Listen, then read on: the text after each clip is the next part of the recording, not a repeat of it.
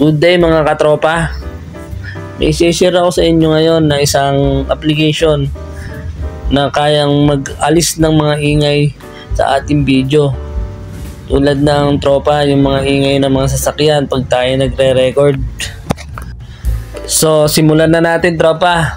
Punta lang tayo ng Play Store. Click mo yan.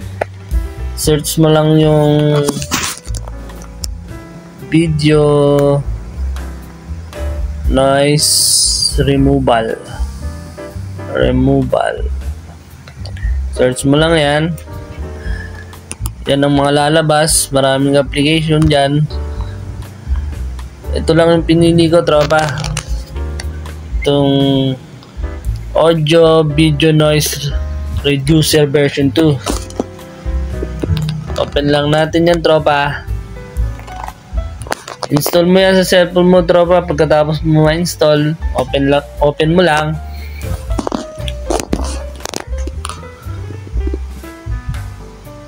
Dito na tayo ngayon tropa sa application.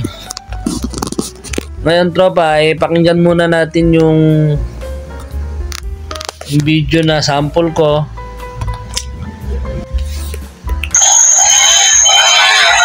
Mga tropa, nag-try akong mag-record pa.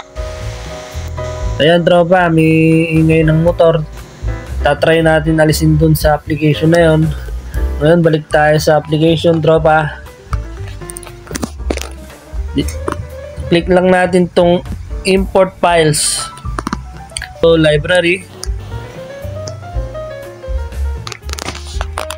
Click mo lang yung gusto mong video na naalisin yung ingay tropa. Itong sa akin yung sample, click lang yan. Maiksi lang yan tropa. Inaalis na niya yung ingay tropa. Itong speed up na to tropa, ito yung may bayad na, hindi na siya free. So ngayon sa free lang tayo. Tayo lang natin yan matapos tropa.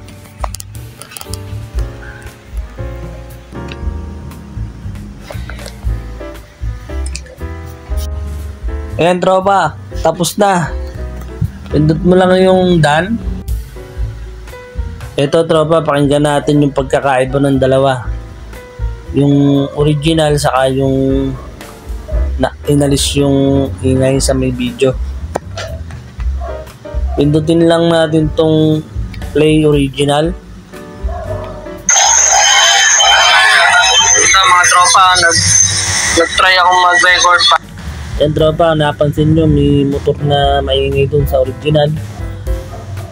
Pindutin naman natin tong inalis na yung maingay na motor.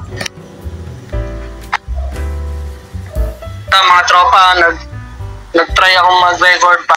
Ayan mga tropa, malaki yung pagkakaiba nilang dalawa. Kaya okay itong application, free lang. Nasa sa inyo naman mga tropa kung free yung gagamitin nyo or yung may bayad. Pag gusto mo naman i-save tropa, pindutin mo lang tong save as.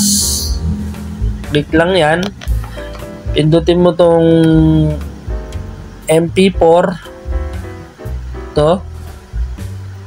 Click lang yan. Done.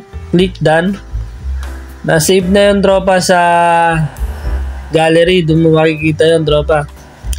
Sana mga tropa may natutunan kayo sa naibahagi ko ngayon. Maraming salamat. Hanggang sa muli.